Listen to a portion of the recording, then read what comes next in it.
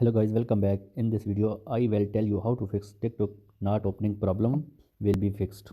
Follow this step, don't skip video. Solve your problem. First of all, open the Play Store and search TikTok app.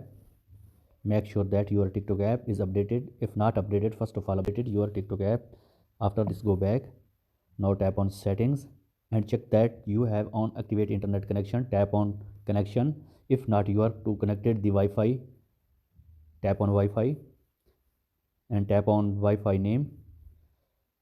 Now tap on forget and connect it again and go back and scroll down. Tap on your mobile apps and search TikTok app. Now tap on storage. Tap on clear cache. Tap on clear data and go back